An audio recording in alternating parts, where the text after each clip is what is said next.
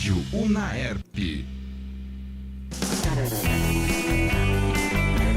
Pep Talk, a show that put the pep in your step.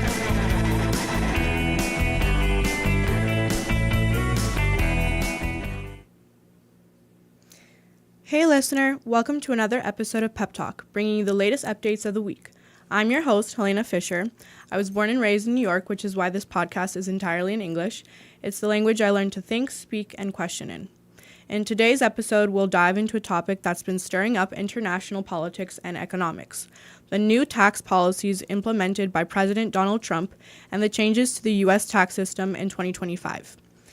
These measures have sparked global reactions, impacting markets, trade agreements, and fueling debates on protectionism, geopolitics, and the future of the global economy.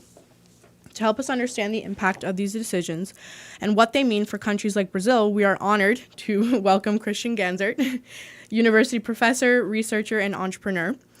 Christian holds a degree in information science from the University of São Paulo, where he also earned his master's in business administration and PhD in business administration. He was a visiting professor at the University of Illinois in the United States. So, one of my first questions is, what would be the fiscal and social impacts of the proposed income tax exemption for individuals earning less than $150,000 per year? $150,000? Mm-hmm. Well, for very first, thank you for inviting me. Of course. How peculiar is this kind of situation when we are talking about a country that used it to disseminate the idea of a globalized world? Mm-hmm. So they now get back their own views to the production of their own country, mm-hmm. and they want to raise barriers for all other countries. Mm-hmm. What I think is that specifically for that part of population that has the income in the amount that you were saying a year, I think they will have something around $3,000 to $3,800 of increase of their budgets, mm-hmm. annual budgets. Actually, this is a calculation that the economists used to do, the American economists used to do, but I think that it should be more. Mm-hmm. It should be more because Trump knows something that we don't know. That's the only answer that we have about it. Mm-hmm. Or in another way, maybe he's doing something that everybody's telling him, don't do it, but he's doing that because of his political basis. Mm-hmm. I think that he's trying to restore to his political basis a kind of, I think it's just something that is unreal, mm-hmm. because in fact, the United States was always an open country in terms of trade, but he's trying to disseminate the idea that he's doing something for making the conditions of the regular American to improve. Mm-hmm. Those Americans that voted him, that usually are those that are against migration, against job positions being held for immigrants. Mm-hmm. So I think there are two possibilities here. Or he's knowing something that we don't know. Mm-hmm. And when I say that, I say he's knowing something that is really big, that can really reconfigure everything in terms of the political design of the globalized economy, and he's trying to do this in advance. Mm-hmm. But I don't believe this, mm-hmm. because it seems that we have a very good information in terms of the market, and it's been proved in the last events where we could see that United States is not that, how can I say, safe in terms of information spreading all around about its real situation, especially when we are talking about the financial market there. Mm-hmm. Okay, we can see what happened in 2008. That was a huge problem for the entire world. And now we can see that the United States is not that well protected in terms of devices for avoiding some of the crisis. Yes, externalities mm-hmm. of the capitalism. Mm-hmm. Okay? And what I think about it, I think he's really how can I say, taking erratic decisions just to make his base happy. This time, I think he went too far. Why? Because for the United States, it's not good. It's really not good what is he doing. Why? Because the inflation will raise, and it's already raising, okay? So the price will get higher. Because the United States has a production channel that comes, every kind of product you have in the United States, at least a part comes from other places and around the world. So if it gets more expensive, everything will get more expensive in terms of the other products in the market. The medium class American will start to feel that in their pockets, and I think that this will be very soon, as we say here, a shot in the toe, you know, because that won't happen. And as sure that will happen, the advisor, the economic advisor that he has, and he has the best in the world, the best all around the world. The good economists in the world are advising the American. And I don't know how is he doing that with these quality advisors that he has. So the thing is, they have inflation, and for controlling inflation, the common way, the very orthodox way of doing that, and I think that they will keep this orthodox thinking in guiding the economic policy, is to raise the interest rates. Okay, so they have to raise the interest rates of the public titles, the C bonds and other bonds that they have there associated to the state, to control the expenditure there. So when you have a higher interest rate in the United States, what happened all around the world? They make the investors make a kind of analysis of risks and gains, and then the American bond will be preferred because the United States is still very solid in terms of economic resources.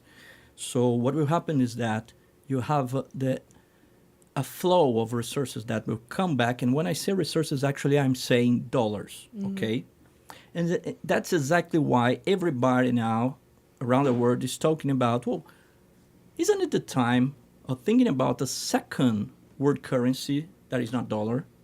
Because we have a person that is not that traditional dealing with economic issues there in the United States. So Trump is, I don't know if that is on purpose, but Trump is remodeling the thinking about if we really need dollar as a currency all around the world. Okay? So what will happen then? Here in Brazil, we'll feel that impact. And I don't know if that will be really suddenly because everybody is almost calculating that in terms of risk. But here in Brazil, what we'll have is a flow of dollars from here to there to get back from that kind of investor that just invests in bonds of the countries for balancing their investments. So they see that here we have a large risk. There they don't have that risk. They get less there in terms of interest rates, but here we have a high interest rate. And when they compare, they say, oh, okay, if the risk there is really low and we have a good payback for that, we're going back there with the capital. And then what happens when the dollars are going out from Brazil? They have to change, convert, and then we have a higher price for the dollar here in Brazil because we have a higher offer, a higher demand of dollars in the market, and then the price go up. So that is really bad for Brazil.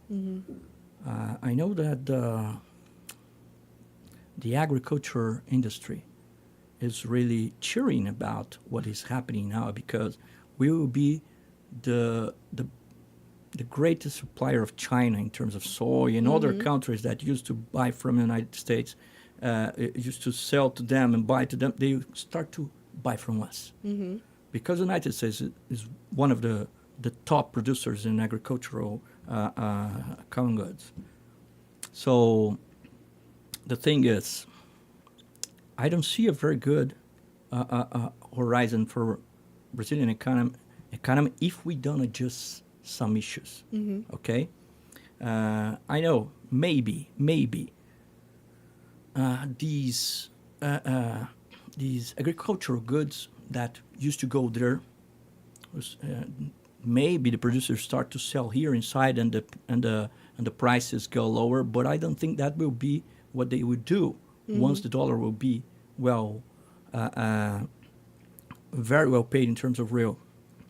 So I see that our government will see that inflation that is already high have the possibility of being higher. So they will have to deal with the interest rates, our interest rates that are already high, one of the highest in the world. Yes. Okay. And what that means that when you are a national investor and you want to put your money in something to produce real economy. What is real economy? When you go there and invest in a firm and start to produce, to employ people, etc. When you do that, the money goes around and the economy be heated. So what will happen here? They see the interest rates of the C bonds of the government higher, and then they get that money and put in the C bonds and don't invest directly, so they don't produce. And if you don't produce, you have a lower status of goods being sold in the market, okay, being offered in the market, and the demand is always getting higher, So what will happen with the prices? The prices usually, in this case, can go up. And how do you control the prices? You put higher interest rates. So we are in a situation that is not good for inflation. Okay, just because Trump decided to, how can I say, to create a kind of new type of Cold War with China. Okay, so we don't have real barriers, but we have a not surely elegant way of doing that. That is putting a lot of tariffs and in their products. And we know, everybody knows, that almost everything that comes to industry all around the world comes from China. Okay, so in the United States it's not different. What is impact for Brazil in terms of what we consume from them, from the United States? Almost none, because we consume very little from them. We consume more. Our greatest partner in this situation is China. Okay, so I think that we have a very bad situation for the American people, especially for those that are lower paid. The minor classes will really face some problems, not exactly now because they are fully employed. I don't know exactly what is the rate, but they have a very low unemployment rate, just like we have here. But we know that the salaries will be not enough to sustain those families there. And the situation will be really delicate in terms of policy, but we know that sometimes economics is not exactly what provide the direction for the vote. Okay, I don't know what the Trump elector thinks, and even if they think, So that's the way I am seeing this. Yeah, I'm certain a lot of Trump voters usually say that it is because of the economy, but we know that it's not possible because look at what he's doing. You know? Exactly, and most of them don't really understand economy. So for them to say, oh, he's going to make everything better and it'll be fine and the nation will prosper. So that's some sort of misconception that they have. And I also wanted to ask you, what are the long-term economic implications of Trump's proposed tax cuts, considering the potential increase in the federal deficit? Well, we are already seeing what is happening. The new configuration of the international way of dealing, a way of constructing channels for product assembly. I think that the United States is in risk of losing its 100 years hegemony. Okay? And I think that, as we used to say here, the dish is served for China. And they done that. They are doing that every time. Every time that I see Trump announce, every announcement that he made in terms of economics, I say, well, is he working for China? Because it's all that they want, you know? He's doing exactly what they want. China lost his favorite client. No, she's gaining a lot of other clients, exactly. Because of the United States, you know? For sure. And is there a risk of trade retaliation from other countries, including Brazil? No. No? Way. No one, I don't know if I can say some of those terms, I would change the terms. No one will face him like China does, and like maybe Putin should do. Okay? But you know, they have a kind of relationship, Putin and Trump.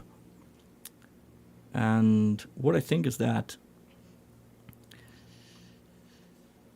it's too hard to say something about what is happening that because it's so surreal, that not even the best analyst can say something that is pretty sure about that. I don't know what he knows. But whatever he knows, it's something in the level of a zombie apocalypse, you know? It's something unimaginable, because what he's doing is unimaginable, you know? For sure. And I'm going to finish up here. One more question. Could these measures open space for alternative bilateral agreements outside the influence of the U.S.? Maybe.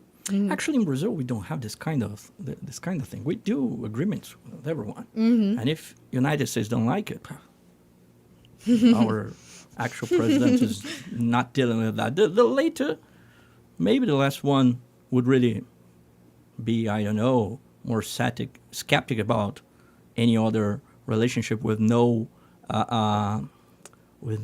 U.S. friends, you know. But it's not the case of Lula and his government. You know? I also have some critics about what is happening in Brazil. But what is happening in the U.S. is really surreal. Okay. It's nothing compared to what's happening here. Yeah, all around the world, there's nothing compared to that. Even in Russia, you know? For sure. I think that he made something like, okay, that's the last time I'll be in White House. I'm going to make it for real. I'm going to make it last. I'm going to make a lasting impression. Yeah. Well, that concludes our episode for today. I'd like to thank Professor Christian Ganzert. Thank you very much. Thank you. Muito obrigada. And I'd also like to thank the production team, Ana Clara Parpinelli, Maria Amália Marques. She's not here today, but she helped make this episode happen. And Hugo. That's all. Sorry for my rusty English. No, of course not. You spoke very well. That's all. Thank you. Não teve.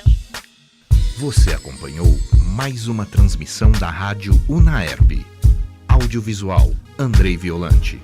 Assistência, Gustavo Arcêncio e Diego Rueda. Coordenação.